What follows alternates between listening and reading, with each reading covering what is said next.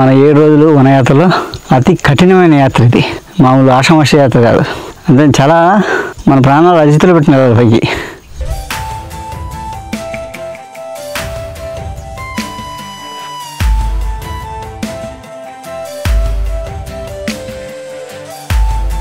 అక్కడ bamboo chicken బాగుంటుందా, అక్కడ బిర్యానీ బాగుంటుందా, లేదా అక్కడ చీకులు బాగుంటాయా, ఇలా ఇదే ఆలోచన. 90% ముందడానికి ఎక్కడ బాగుంటుంది అదే దూరం దోస్తారు.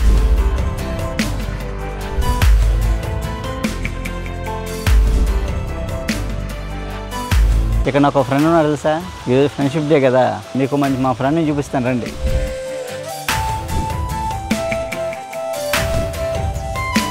హిమాలయాల్లో వెళ్తుంటే ఎలా ఉంటుంది, ఇలా కొండలు ఇంక ఎక్కుతుంటే కొండలే, దిగుతుంటే కొండ నుంచి కొండ దిగిపోవడం అలా ఉంటుంది. మినీ హిమాలయాస్లా ఉంటుంది ప్రదేశం.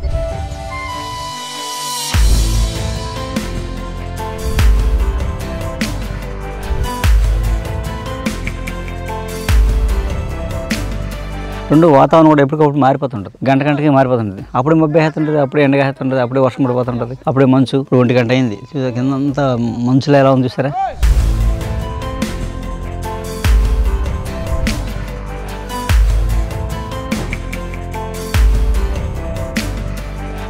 పడుకున్నాం అనుకోండి, పరుపుతో సహా ఎగిరిపోతాం, అంత గాలి ఉంటుంది.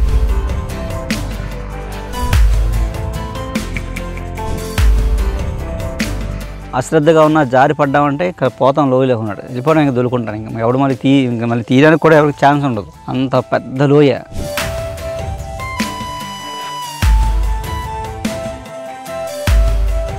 శుభోదయం, అందరికీ నమస్కారం. స్నేహితుల దినోత్సవ శుభాకాంక్షలు అందరికీ. అందరూ ఉన్న ఫ్రెండ్సే. ఈరోజు మనం అరకులో బయలుదేరి అరకు నుంచి లోతేరు మీదుగా లోపలికి ఆడారైన ఊరు వచ్చాం. ఇక్కడ మీకు అద్భుతం, మన ఈ టూర్ మొత్తంలోనే అత్యద్భుతం, నాకు చాలా ఇష్టమైన ప్లేసు బుసలకొండ అంటారు, ఎర్రకొండ స్వామిని పిలుస్తారు. చూపిస్తాను అద్భుతం. ఇప్పుడు ఇది ఈ తూర్పు కనుమలలోనే అతి సుందరమైన అద్భుతమైన ప్రదేశం అనమాట అండి. ఈ ఈస్టర్న్ గార్డెన్స్లో అంటే ఎత్తైన కొండలు, లోయలు, వాగులు, వంకలు, వాటర్ ఫాల్స్, అలాగే విలువైన ఔషధ మొక్కలు. అంటే మీరు మారేడుమిల్లి, లంబసింగి, అరకు అన్నీ చూసుంటారు, కానీ ఇది చాలా అరుదు, చాలా తక్కువ మంది చూసుంటారు ఈ ప్రాంతం. ఇలాంటి అద్భుతమైన ప్లేస్ మరి ఇంత దగ్గరలో మనకి ఇంత అద్భుతమైన ప్లేస్ ఉందా అనిపిస్తుంది అనమాట. రెండు ఒకటి చాలా చాలా విశేషం ఉంది ఇక్కడ. ఆ విశేషం ఏంటో మీకు తర్వాత చెప్తాను.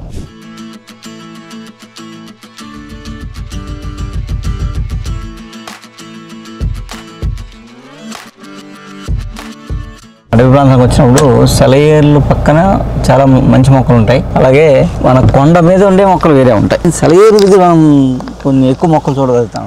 అలా ఇప్పుడు సెలయేరు బాగుంటుంది. ఎప్పుడు వచ్చినా నేను ఇక్కడే పడుకుంటాను అండి, రాయమే పడుకుని ఇక్కడే వండుకు తిని నైట్ అంతా ఇక్కడ స్టే చేస్తాను. 2 రోజులు కిందకి వెళ్దాం.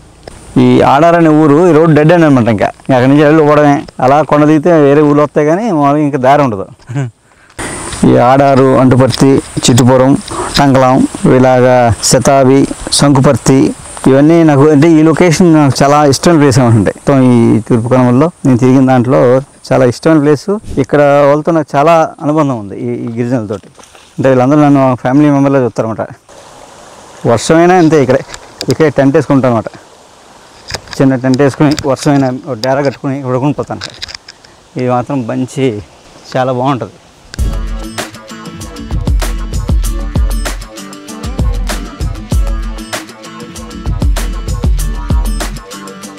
నాకు చాలా ఇష్టమైన ప్లేస్ ఇది. నేను మామూలుగా వస్తే ఒక్కడనే వచ్చినా ఒక 5-6 రోజులు అలా ఉండిపోతాను ఇక్కడే ఒక్కడనే. అంత ఇష్టం అనమాట ఈ ప్లేస్ అంటే. ఇక్కడ నాకు ఒక ఫ్రెండ్ ఉన్నాడు తెలుసా.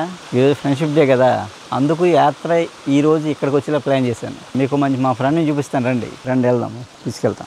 నాకు చాలామంది ఫ్రెండ్స్ ఉన్నారు. వీళ్ళందరికన్నా నాకు గత 40 ఏళ్ళ నుంచి నాకున్న ఏకైక ఫ్రెండ్ని చూపిస్తాను. ఆ ఫ్రెండ్ కోసం ప్రిపరేషన్ అంతా చేస్తూ మీకు చెప్తాను. నేను 30 ఏళ్ళ అడవిలో తిరిగానంటే నాకు అన్ని చోట్ల నాకు చేదోడు వాదోడుగా ఉన్న అతి ముఖ్యమైన వ్యక్తి నా ఫ్రెండ్ అనమాట. మనం అందరూ ఫ్రెండ్షిప్ బ్యాండ్ కట్టుకుంటాం కదా, అలాగే మా ఫ్రెండ్కి బ్యాండ్ కట్టడానికి తయారు చేసుకుంటున్నాం. నాకు భయం అనేది లేకుండా చేసింది నా ఫ్రెండే. అడవిలో పులి గిలి జంతనాయి, పాములు, తేళ్ళు అలాంటి ఏమి నా పక్కనే ఉన్నా నన్ను ఎప్పుడు ఏమీ చేయలేదు. ఆ చేయకపోవడానికి కారణం నా ఫ్రెండ్ అనమాట. అలాంటి ఫ్రెండ్కి నేను ప్రతి సంవత్సరం వస్తుంటాను, కానీ ఈసారి మీకు పరిచయం చేస్తాను మా ఫ్రెండ్ని. రాఖీ పౌర్ణమికి రాఖీ కట్టుకుంటాం, అన్నా చెల్లెళ్ళు రాఖీలు కట్టుకుంటారు. అలాగే ఈ ఫ్రెండ్షిప్ డే కాబట్టి మా ఫ్రెండ్కి స్నేహ కంకణం కడుతున్నామన్నమాట. రెడీ అయింది, రండి మా ఫ్రెండ్ దగ్గరికి వెళ్దాం.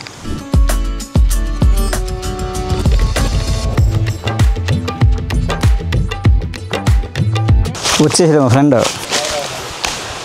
చూసారా మా ఫ్రెండ్, ఈయనే మా ఫ్రెండ్. ఎవరో తెలుసా? అడవికి రారాజు, అడవి మామిడి చెట్టు. అందుకే ఈ ప్లేస్ నాకు ఇష్టమైన ప్లేస్ అనమాట. ఇప్పుడు వచ్చినా నేను ఎన్ని రోజులైనా ఇక్కడే ఉండి వంట చేసుకుని పడుకుని వెళ్తుంటాను అనమాట. మా ఫ్రెండ్ దగ్గర మీరు రావచ్చు, మీరు కూడా ఫ్రెండ్షిప్ చేసుకోవచ్చు. ఎంతమంది అయినా మా వాడు ఫ్రెండ్షిప్ చేసుకుంటాడు.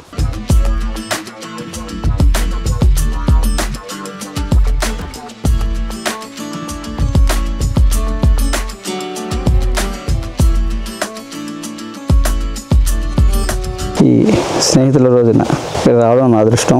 అలాగే నాకు మొట్టమొదటి స్నేహితుడు నువ్వే, చివరి స్నేహితుడు నువ్వే, చివరి శ్వాస వరకు ఉండే స్నేహితుడు నువ్వే. మధ్యలో ఎంతమంది వచ్చినా ఎంతమంది వెళ్ళిపోయినా చివరి దాకా ఉండే స్నేహితుడు నువ్వు ఒకడవే. సో అందుకు నా శిరస వందనం, నమస్కారం. అంటే చెట్టుని ఎందుకు ఫ్రెండ్షిప్ చేసుకున్నాను అంటే, ఒక కవులు చెప్పిన మాటలు చాలా అద్భుతంగా ఉంటాయి. ఒక కవి చెప్పిన మాట ఏంటంటే, నువ్వు ఒక విత్తనం నాటు, నువ్వు పడుకున్నా అది ఊరుకోదు, దాని పని చేసుకెళ్ళిపోతుంటుంది. నువ్వు పడుకున్నా, మర్చిపోయినా, ఏం చేసినా, నువ్వు ఉన్న భూమి మీద లేకపోయినా దాని పని చేసుకునేది నీ బాధ్యతని తన నిర్వహిస్తుంది అనమాట. సో మనిషి జన్మ ఎత్తిన తర్వాత సార్థకత అంటాం కదా, ఆ సార్థకతకి ఏం చేయాలో ఆ విత్తనం చేసుకెళ్ళిపోద్ది అనమాట. అడవిలో రారాజు ఎందుకన్నాను, అడవి మామిడి చెట్టు. ఇది మనం ఏ శుభకార్యానికైనా మామిడి కడతాం. ఎందుకు కడతాం అంటే, శుభకార్యంలో మామిడాకులు పచ్చగా ఉన్నని చెప్పు ఆక్సిజన్, కార్బన్ డైఆక్సైడ్ తీసుకుని ఆక్సిజన్ ఇస్తాయన్నమాట. అలా ఒక మామిడి చెట్టు, ఇంత మామిడి చెట్టు, దీని వయసు ఒక 100 ఏళ్ళు ఉంటుంది. నాలాంటి ఫ్రెండ్స్ ఎంతమంది చూస్తుందో. మన నుంచి ఏమీ ఆశించకుండా మనకి ఇచ్చే వాటిల్లో 2 ఒకటి చెట్టు మన నుంచి ఏమి ఆశించదు, మనం పాడు చేయకుండా చాలనుకుంటుంది. అలాగే మన నుంచి ఏమీ ఆశించకుండా మనకి విజ్ఞానం ఇచ్చేది పుస్తకం కూడా మన నుంచి ఏమీ ఆశించదన్నమాట. అందుకేంటంటే అందరినీ ప్రేమిద్దాం, దాంతోపాటు ప్రకృతిని ఇంకా ఎక్కువ ప్రేమిద్దాం.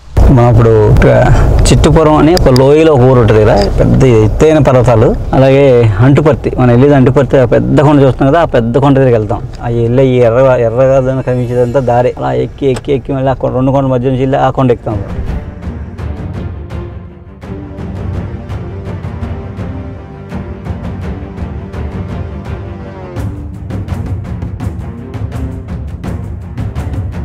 ఇప్పుడు ఒక లోయలో దిగుతాం, 2 కొండలు దిగి మళ్ళీ 3 కొండలు ఎక్కుతాం పైకి. మనం ఎక్కి 3వ కొండ పైన మనం ఈ నైట్ స్టేయింగ్ ఇక్కడే. అక్కడ ఏమో చెట్లు కూడా ఏమి ఉండవు, శుభ్రంగా కొండ ముందు గుహ వెళ్ళి దారిలో వాళ్ళు ధాన్యం అయ్యింది ఊడ్చుకుంటారు అనమాట. ఒక కళ్ళంలా చేసుకుంటారు. ఆ కళ్ళం ఉంటుంది అంటే ఎప్పుడూ ఉంటుంది అది. వర్షాకాలం వచ్చినా ఏమొచ్చినా ఇంకా అక్కడే పడుకుంటాను వెళ్ళి.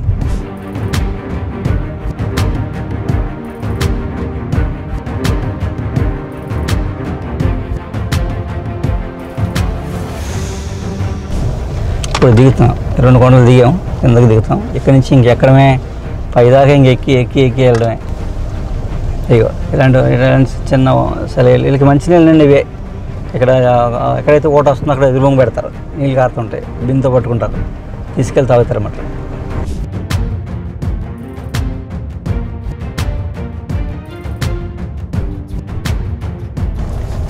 మామూలుగా ఈ రోడ్ ఇంకా పర్లేదు, ఇదంతా రిస్క్ అనమాట. డ్రైవింగ్ అది ఎక్స్పర్ట్ అయ్యి ఉండాలి, ఎక్స్పీరియన్స్ లేకపోతే కష్టం. ఇక్కడ తోడడం ఓల్డ్ కరక్కాయ చెట్లు ఉంటాయి, కరక్కాయ చెట్లు ఎన్ని ఉంటాయి అక్కడ. అలాగే ఇక్కడ విష్ణుక్రాంత ఫ్యామిలీ ఒక మొక్క ఉంటుంది, అది ఇక్కడ ఎక్కువ ఉంటుంది అనమాట. ఏ సీజన్లో దోమలు ఉండవు అక్కడ, అసలు దోమలు కనపడవు, ఆరాంగా పడుకోవచ్చు ఇక్కడ, దోమలు లేని ప్రదేశం. అలాగే నల్లమామిడి, నల్లజీడి, జీలుగు చెట్లు, ఇలాంటివన్నీ, చింత చెట్లు బాగా ఉంటాయి. తానికాయలు కూడా ఉంటాయి, తాని చెట్లు కూడా బాగా ఎక్కువ ఉంటాయి. కరక్కాయ, తానికాయ, ఉసిరికాయ ఇక్కడ విపరీతంగా దొరుకుతుంది. ఇండుపు చెట్లు బాగా అనమాట. తూర్పుకొండలో మనం ఎత్తైన కొండ ఎక్కాం. ఎర్రకొండ స్వామి అని పిలుస్తారు, ఇక్కడ గుహలో ఉంటాడు. జానకిరాముడు అని పిలుస్తారు అనమాట. అలాగే ఇప్పుడు ఏదైతే చెట్టు ఇలా రాళ్ళు చుట్టూ పేర్చారు అంటే అర్థం ఏంటంటే ఇక్కడ అమ్మవారు అని అర్థం. వాళ్ళు పూజలు చేసుకుంటారు పంటలకి. అది ప్రకృతి అందాలని ఇక్కడ చూసినందుకు ఎక్కడ చూడలేం. 2 వాతావరణం కూడా ఎప్పటికప్పుడు మారిపోతుంటుంది, ప్రతి గంటకి మారిపోతుంటుంది. అప్పుడే మబ్బు వేస్తుంటుంది, అప్పుడే ఎండగా వేస్తుంటుంది, అప్పుడే వర్షం పడిపోతుంటుంది, అప్పుడే మంచు. ఇప్పుడు 1 గంట అయింది, కింద అంతా మంచులో ఎలా ఉంది చూసారా. 2 ఈ కొండకి ఇటుపక్క ఒరిస్సా, ఛత్తీస్గఢ్, ఇటు సాలూరు, ఇటు విజయనగరం జిల్లా, ఇటు అల్లూరు జిల్లా, ఇటు వైజాగ్ జిల్లా, ఇలా ఇవన్నీ అనమాట. అలాగే చుట్టుపక్కల ఇక్కడ మల్లన్న స్వామి శివుడు ఉన్నాడు అనమాట. అలాగే ఇక్కడ నుంచి బుర్రా కేవ్స్ ఇవన్నీ దాటి వచ్చాం మనం. ఈ కొండ ఏంటంటే ఇది విపరీతమైన గాలి, ఇంకా ఎప్పుడు గాలి వేస్తూ ఉంటుందండి. చాలా ఇంకా సాయంత్రం అయితే మనం ఎత్తేస్తాం, పడుకున్నాం అనుకోండి పరుపుతో సహా ఎగిరిపోతాం, అంత గాలి ఉంటుంది. రెండు ఏంటంటే చాలా విశ్వాసంగా, చాలా భక్తిగా, చాలా పవిత్రంగా మనం ఉప చెట్లని ఎలాగైతే వాళ్ళు పవిత్రంగా చూసుకుంటున్నారో ఈ కొండ నీళ్ళు అంత పవిత్రంగా చూసుకుంటారు. భగవంతుడి యొక్క శక్తి స్వరూపం ఇక్కడికి ఇంకా ఇప్పటికీ నిగూఢంగా ఉందన్నమాట. ఒక హిమాలయ పర్వతం మానసరోవర్ వెళ్తే ఎంత మనకి ఆనందం కలుగుద్దో, ఎంత పులకరిస్తుందో, అలా ఈ కొండకు వచ్చేటప్పటికి అంత ఏదో భక్తిలో ఒక ఎవరెస్ట్ శిఖరం ఎక్కినంత ఫీల్ అవుతాం అన్నమాట. ఇక్కడ సంవత్సరానికి ఒకసారి పండుగ చేసుకుంటారు వీళ్ళు. అసలు వీళ్ళు అద్భుతం ఏంటంటే వెళ్ళే దారి అసలు మామూలుగా ఉండదు. మనం ఏమాత్రం పొరపాటున మనం అశ్రద్ధగా ఉన్న జారి పడ్డామంటే ఇక్కడ పోతాం, లోయ లేకున్నాడు వెళ్ళిపోవడం, ఇంకా దొరుకుంటాను. ఇంకా ఎవడు మళ్ళీ తీయడానికి కూడా ఎవరికి ఛాన్స్ ఉండదు. అంత పెద్ద లోయ, కొండ మధ్యలో సెగంలో అంచంట దారి వీళ్ళు చెక్కుకుంటా చేసుకెళ్ళారు. దారి చేసుకెళ్ళి ఆ గుహలో జానకిరాముడిని, వినాయకుడు ఇవన్నీ కొలుస్తారు. ఇక్కడ భక్తి ఏంటంటే వీళ్ళకి ఏం కావాలన్నా, ఏం ఒంట్లో బాగోపోయినా, లేకపోతే చదువుకున్న పిల్లలు ఉన్నారు ఇప్పుడు, వాళ్ళు కూడా నాకు ఏదైనా ఈ పాస్ అవ్వాలని కొబ్బరికాయ కొడతాను మొక్కుంటారు అంతే. ఇక్కడ అలాగే అయిపోద్దాం. అలాగే ఆరోగ్యం, అలాగే పంటలు బాగుండాలని, ప్రకృతి బాగుండాలని, వీళ్ళు ఏదనుకుంటే అది జరుగుద్దామండి. ఓం శ్రీ మాతే నమః. చాలా ఆలయాలు, రామాలయాలు, శివాలయాలు చూసుకుంటూ వచ్చాం. ఎక్కడ చూసినా విపరీతమైన కింద చెత్త అనమాట. ప్లాస్టిక్ కవర్లు, మందు బాటలు, నానా చెత్త. ఇంకా ఎక్కడ చూసినా సరే విపరీతంగా. అంటే ఇలాంటి టూరిజం ప్లేస్కి వచ్చారనుకోండి, అరకు కానీ, మారేడుమిల్లి కానీ, చింతపల్లి కానీ, పాడేరు కానీ, లేకపోతే లంబసింగ్ కానీ, ఇలాంటి ప్రాంతాలకు వస్తే ఎక్కడికి వచ్చినా మన ఆలోచన ఎలా ఉంటుందంటే, అందరి ఆలోచన ఏమిటంటే ఇక్కడ బ్యాంబూ చికెన్ బాగుంటుందా, అక్కడ బిర్యానీ బాగుంటుందా, లేదా అక్కడ చీకులు బాగుంటాయా, ఇలా ఇదే ఆలోచన. 90% ముందడానికి ఎక్కడ బాగుంటుంది, అదే దూరం దోస్తారు. అసలు మీరు ఈ కల్చర్ ఎలా అలవాటు నాకు అర్థం కాదు. కానీ మీరు అసలు కోణం చూడాలి, అవన్నీ ఎక్కడ దొరుకుతాయి, వేరే కోణంలో చూడాలంటే. ఇది చాలా పవిత్రమైన ప్రదేశం. మన హిమాలయాలను ఏమంటాం, దేవభూమి అంటాం, కానీ కర్మభూమి, పుణ్యభూమి అంటాం. అలాంటి పుణ్యభూమిలో ఇది చాలా అద్భుతమైనది. ఇక్కడ దేవతా శక్తి నిగూఢంగా ఉంది. చూసారా ఎంత ప్రమాదకరమైన మార్గం. ఈ మార్గాన్ని ఏర్పరిచారు అంటే ఏమాత్రం జానా లోయలోకి వెళ్ళిపోతాం. ఈ అంచంట సగం దాకా వెళ్ళి గుహలోకి వెళ్తాం అంటే. రెండు వీళ్ళు ఏంటంటే ఇక్కడ ఈ కొండని నాగదేవత, ఈ స్వామికి నాగదేవత, ఈ కొండకి నాగదేవత కాపలాగా ఉంది అని చెప్తారు. ఒక సర్పం అక్కడ తిరుగుతూ ఉంటుందంట.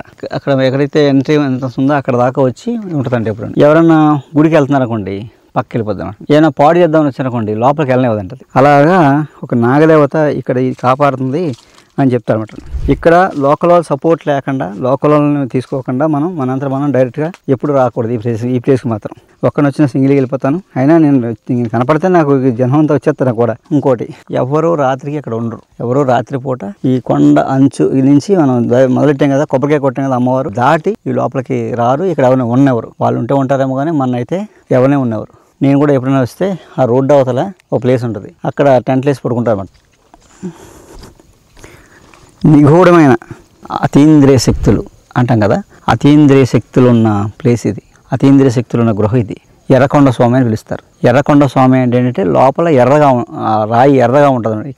ఏ రాయి కొట్టినా ఎర్రగా ఉంటుందంటే అది ఎర్రకొండ స్వామి అని వీళ్ళు ఎప్పటి నుంచో కొన్ని వేల సంవత్సరాల నుంచి గిరిజనులు ఆరాధిస్తున్న దైవం ఈ ఎర్రకొండ స్వామి. మేము మామూలుగా బొసలకొండ అంటాం. మేము బొసలకొండ ఎందుకన్నామంటే ఎప్పుడైనా పడుకున్నాం అనుకోండి, మధ్యాహ్నం అయితే గాలి ఇంకా విపరీతంగా ఉంటుంది, రాత్రులు ఎత్తేస్తుంది, మన పరుపులు కూడా ఎగిరిపోతాయి. అంత బుస్ బుస్ అని ఈ కొండ 3 కొండలు కదా, ఈ కొండ ఇక్కడ గాలి సుడి తిరుగుద్దాం అంటే అందుకు గాలి సౌండే బుస్ బుస్ అని వస్తుంది. అంత పెద్ద గాలి అన్నమాట ఇక్కడ.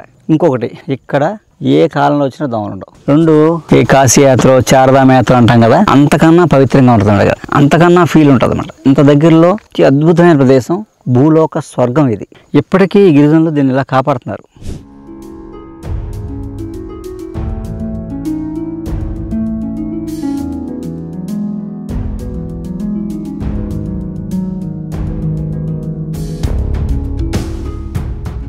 ఇప్పుడు దాకా మనం కొంచెం బాగానే వచ్చాం, ఇది బాగున్నట్టు.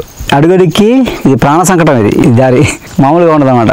ఏ మాత్రం చేసినా కెమెరా అటు చూపించోసారి ఎంత లోయ ఉందో. ఇంకేదేమీ దొలికెళ్ళాం, పడిపోవడం తప్పల్లో కింద పోతాం, ఎక్కడ పోతాం తెలియదు, చాలా డేంజర్. ఇక్కడ నుంచి ఇంకా అడుగులో అడుగు వేసుకుని వెళ్ళాలి. ఇలా చూసారా అసలు దారిలో కనపడుతుంది ఇది.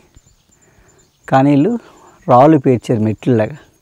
ఈ మెట్లు కూడా అటు ఇటు పట్టుకోవడం కూడా ఏముండదు. మనం జాగ్రత్తగా అడుగులు వేసుకుంటూ పక్కుంటా వెళ్ళి అక్కడికి వెళ్ళాక కొంచెం కర్రలు కట్టారు, అది ఇంకా డేంజర్. అది ఆ రాయికి వెళ్తాం, అక్కడి నుంచి నడుచుకుని ముందుకు వెళ్తాం. ఎన్నో ఔషధ మొక్కలు, కానీ చాలా మొక్కలు నేనే గుర్తుపట్టలేను. ఇక్కడ చాలా మొక్కలు నాకే తెలియదు, అలాంటి మొక్కలు ఉన్నాయి. అవి కూడా నేను వచ్చిన వల్ల ఒక కొత్త మొక్కని నేర్చుకుంటున్నాను. అక్కడ ఒక యూనివర్సిటీ లాంటిది నాకు ఇది.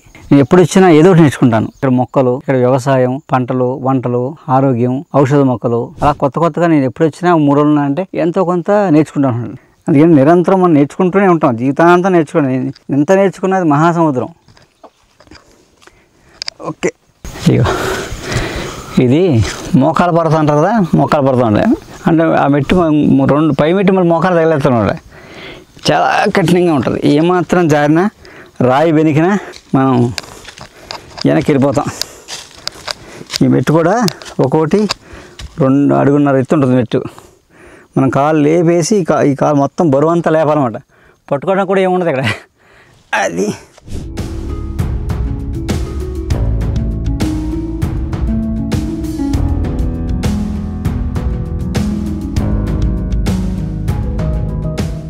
దాడితే ఇంకెవరు చెప్పులతో కూడా రారు ఇక్కడికి. వీళ్ళందరూ చెప్పులు తీసేస్తారు, అసలు చెప్పులు వేసుకోరాళ్ళు. ఎంత రాళ్ళు గుచ్చుకుపోయినా చెప్పులు తేనెవరు అంతే. ఒక మనిషి వెళ్ళగలడు దారి. చూస్తే కళ్ళు తిరిగిపోతాయి. మన 7 రోజులు వనయాత్రలో అతి కఠినమైన యాత్ర ఇది. మామూలు ఆషామాషి యాత్ర కాదు. అంటే చాలా మన ప్రాణాలు అజితులు పెట్టిన వెళ్ళాలి పైకి. చాలా అంటే ఒళ్ళు దగ్గర పెట్టిన వెళ్ళాలి మనం. ఇది ఒక మనిషే. ఇప్పుడు వర్షం పడింది అనుకోండి, జారిపోద్ది. మనకి మన వర్షం పడిపోయింది అనుకోండి, ఇంకా మనం చాలా జాగ్రత్తగా దిగాలన్నమాట. ఎక్కడైనా సరే ఇదంతా బంకమట్టి జారిపోతుంటుంది. ఇక్కడ వీళ్ళు ఎందుకు దీన్ని వెడల్పు చేయడం ఎందుకు చేయరంటే, ఇక్కడికి రావాలంటే అంత కఠినంగా వెళ్ళాలని. అంటే ఈజీగా ఉంటే ఎక్కువ మంది వచ్చారనుకోండి, పవిత్రత పోద్ది అనమాట. ఎవరైతే భక్తి ఉందో, ఎవరైతే ఈ ప్రకృతి విశ్వాసం ఉందో, ప్రకృతి ప్రేమికుడు, అదే దైవభక్తి ఉందో, నిజమైన దైవభక్తి ఎవరికి ఉందో వాళ్ళే వెళ్తారు కష్టపడని చెప్పేసి వీళ్ళు కూడా అలాగే ఉంచుతారు మార్గాన్ని. చూసారా, ఇది యాక్చువల్గా అయితే పెద్ద రాయి. ఇది రాయిని చెక్కారు మెట్ల కింద. చూడండి, అడుగు కూడా పూర్తి పడదు మనకి. పాదం వేస్తే కొంత పాదం వెనక్కుడిపోద్ది. ఒక పాదం తీసి ఇంకో పాదం వేయాలంటే మనకి ఇదే అయితే 3 మెట్లు ఉంటాయి. ఒకటే మెట్టు. ఈ ఒక మెట్టు మనం 3 మెట్లు చేస్తాం మామూలుగా అయితే.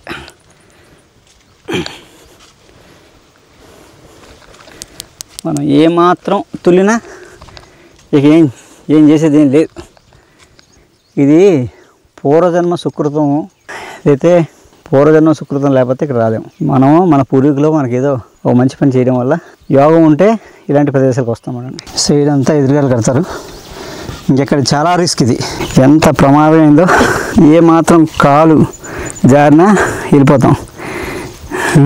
కొండ అంచు నుంచి ఎలా చూడండి, ఎంత అంచుది. రాయిని ఇలా కట్ చేశారు. మనిషి వెళ్ళి అంతా దారి నరికి చేశారు. ముందు ఇక్కడ ఉందని తెలియదు కదా, ఇలాంటి గుహ ఉంది. ఇక్కడ గుహలో ఇంత పవిత్రమైన ప్లేస్ ఇది అని తెలియదు వాళ్ళు.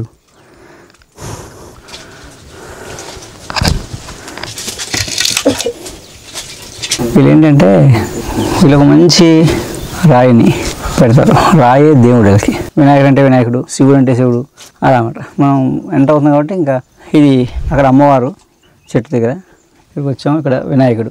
ఈ తర్వాత మనం ఎర్రకొండ స్వామి, జానకిరాముడు లోపలికి వెళ్తా ఉంటుంది. ఇంకో పెద్ద గుహలో ఉంది, మనం చూద్దాం. ఇక్కడ మంచి అడవి జంతువులు ఉంటాయి. దుప్పులు, కనుసులు, అడవి పందులు, ఎలుగుబంట్లు కూడా ఉంటాయి ఇక్కడ.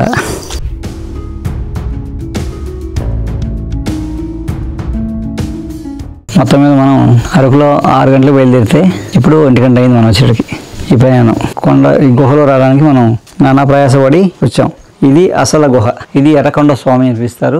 జానకిరాముడు పిలుస్తారు. శివుడు కూడా ఉంటాడు. ఇది ఎప్పుడు ఇలా శుభ్రంగా అలికి నీట్గా శుభ్రంగా అంటాడు. ఇవన్నీ చూసారా, ఇలా ఓము, స్వస్తిక్, వినాయకుడు, శివుడు, ఆ పైన రాముడు. ఇదంతా ఆ పైదంతా మట్టి. ఈ కలరు మట్టి. ఇదంతా పొలంలో మట్టి, కొంచెం పేడ కలిపి అలికేసారన్నమాట. అలా ఇక్కడ అలికేది. ఈ కింద ఎర్రగా ఉంది కదా, అది కూడా మట్టే. ఎర్రమట్టి ఉంటాయి. ఎర్రకొండ స్వామి అంటారు కదా, ఈ కొండ మట్టి ఉంటుంది, ఎర్రమట్టి ఉంటుంది. ఆ ఎర్ర పమేరు.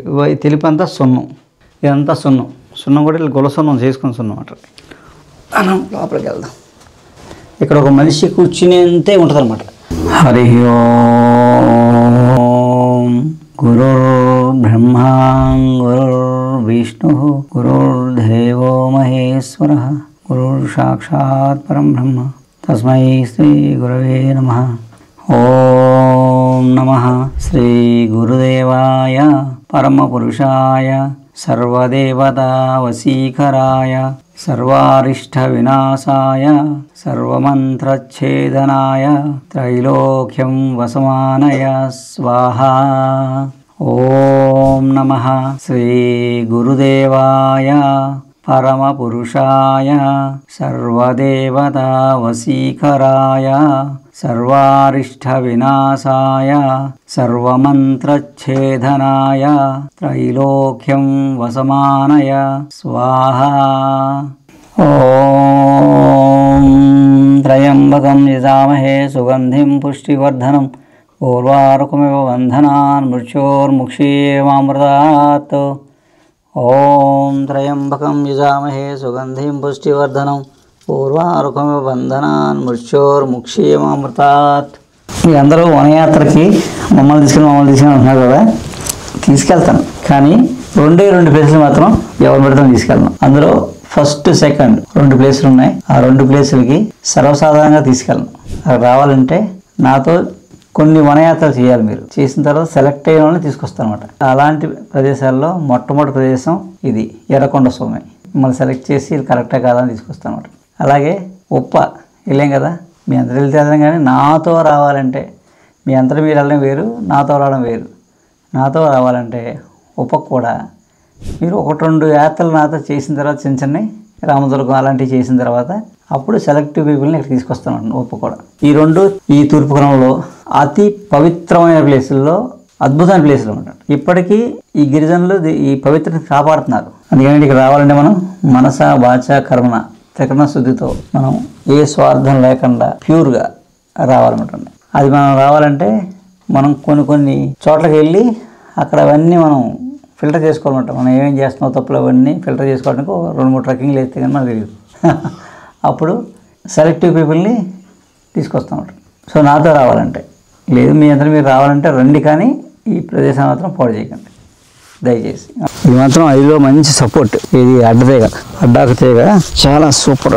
ఇప్పుడు ఎంత ఇంకా ఎక్కడైనా ఏడవడిపోతామట. మనం ఇలా కొండల మీద ఎలాంటి తీగ కానీ కనబడితే దీన్ని పట్టుకుని తాకేయచ్చన్నమాట. ఇట్లా చెట్టు ఎక్కేయచ్చు. ఈ చెట్టు పైకి వెళ్ళి చెట్లు ఎక్కేస్తుంది. ఇది మాత్రం రావాలంటే 10-15 ఏళ్ళు వయసు ఉంటుంది అన్నమాట. ఇది ఏదైనా చిన్న వాగు ఉందనుకోండి, వాగు బ్రిడ్జ్ కట్టాలనుకోండి, ఇటు అటు మొక్కలు వేసేసి ఈ తీగటు ఆ తీగటు ఈ చెట్టుకి ఎక్కించాలన్నమాట. బాగా కొన్నేళ్ళకి బలంగా తయారవుద్ది అనమాట. తయారైతే మధ్యలో తాళ్ళు వెళ్ళేసామంటే ఇక ఎంత ఊగిన లారీలు వెళ్ళిపోవచ్చు. దీని నుంచి నేనేమవుతామాట ఇలా అలా వెళ్ళిపోవచ్చు అన్నమాట. అలాగే మనం ఇక్కడ కూడా వీటితో మనం బ్రిడ్జిలు చేసుకోవచ్చు. పెద్ద లారీలు కూడా వెళ్ళిపోయినాయి ఏం కాదు అనమాట, అంత బలంగా ఉంటుంది అది. సో అలా మనకి ఈ మొక్కలతో మనం అలాంటి బ్రిడ్జి కట్టుకోవచ్చు.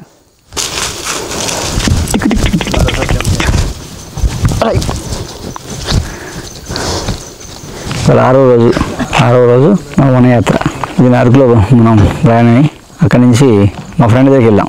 మా ఫ్రెండ్ కలిసి అక్కడి నుంచి మనం ఎంత ప్రయాణం ఇవాళ చేసుకుంటూ వచ్చి బొసలకొండ ఎర్రకొండ స్వామి, ఈ జానకి రాముడు శివుడు ఈ ప్రదేశం భూలోక స్వర్గం అంటే చెప్తాం కదా, అలాంటి ప్రదేశం చూపించడం జరిగింది. సో ఇలాంటి అద్భుతాలు ఇంకా ఎన్నో ఉన్నాయి.